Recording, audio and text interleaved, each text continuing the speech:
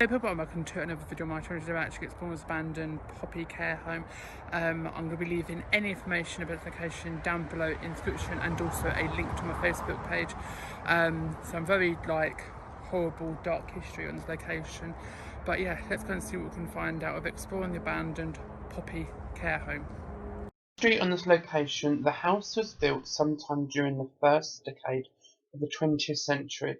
It was used for the VAD Voluntary Aid Detachment during the First World War, and the VAD and the Red Cross Department were asked to equip the house as a hospital, primarily for the old soldiers who guarded bridges for the ones who returned from France. It held at least 25 men from France, were always full. The medical office was the water well, the stepson of Dr Crickitt, who has been the first GP. He lived in the lodge house at the top of what is now the old school. During September 1922, the Times carried out the news that was 9 bedrooms and a 10 acres ground was auctioned by the following month.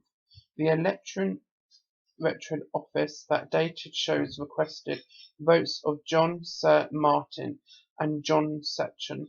By 1924, the property was home to Maria Silvey and Stephen Sir Whitney, who was a retired grain merchant. At the time he had been master of the Merstham Company and others votes, perhaps domestic servants listed in that year: Dorothy Elizabeth Granger, Millie Range, and Amy Range. Stephen had born in July 1868, and he was baptized at the church on the 12th of September that year. He went to school and then to Winchester College. On his 21st birthday he was admitted into the freedom of city as his father had been before him. His wife Marion had been born Marion White in November 1873. They had married in April 1901. The following year the first child, John Lewis, was born. By 1911, the family was living in Putley. They moved a few years later to Barnstable and were there during World War One. From they moved to the property itself.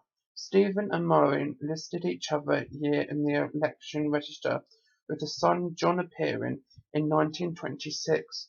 John married Margaret Poe from William Somerset on the 18th of April, along with the domestic servant 6-year-old Betula Bender, 51 Aileen Nana, and 18 Catherine Merrick, who 2 years later would marry William Stephen and remained at the house until their deaths.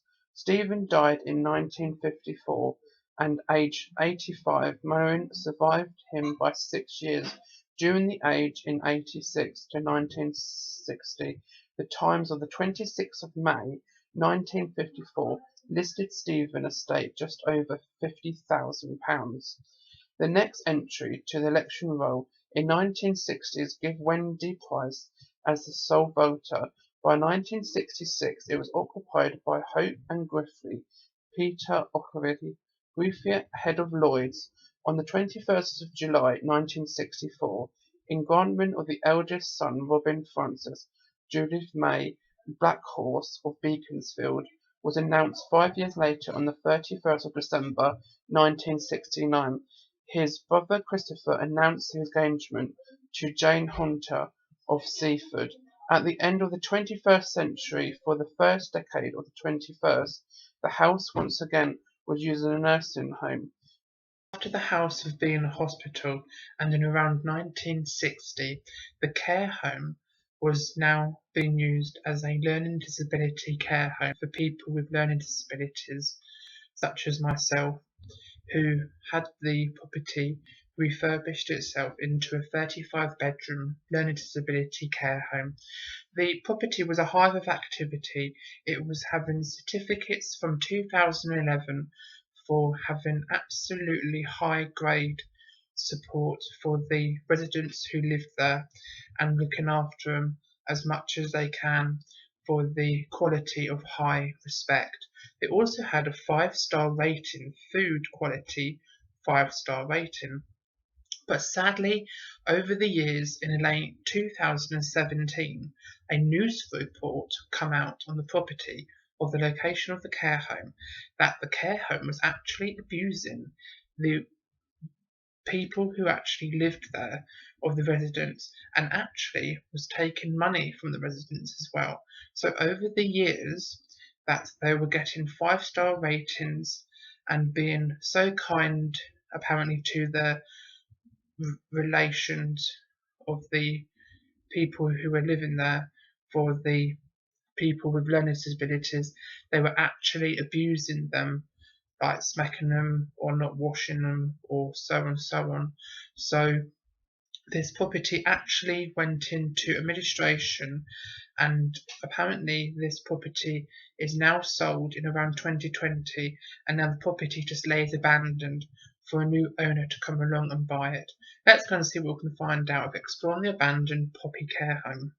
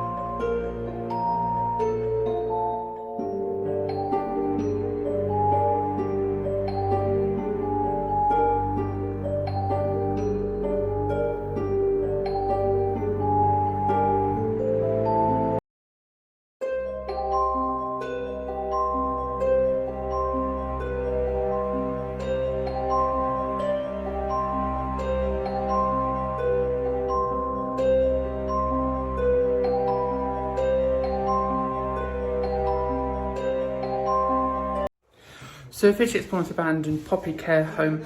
Got into all of the buildings except a couple of them, maybe like 2 or 1.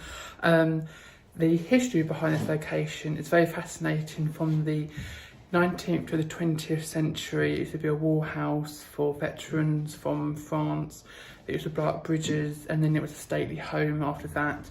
But in 1960, it was a care home for the learning disability, disabled people, and then they got certificates in 2011 for good behaviour and healthy eating. They got a 5-star rating, and in around 2017 there was a news report of this location actually abusing the residents and actually taking money from the residents as well.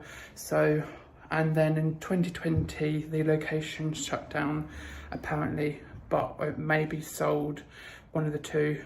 And then it has been sitting in like maybe probate for about 2.5, 3 years. But this location is absolutely amazing. There's still beds, books in the outbuilding, hair salon, mirrors, power still on in some of the areas. But what an amazing location this is. I'll be leaving any information about the location down below in the description, and also a link to my Facebook page. Hopefully you enjoyed the video. Don't forget to give a big thumbs up, do subscribe if you're new, and I'll see you really soon. Over and out. Bye. Hello people, and thank you for watching my video.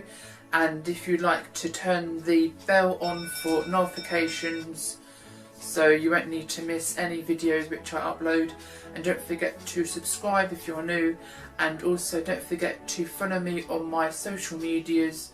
The links will be in the description down below. You can follow me on my Facebook page, Twitter, Instagram, Snapchat, and also thank you for watching once again, and I'll see you in another video. Over and out. Bye!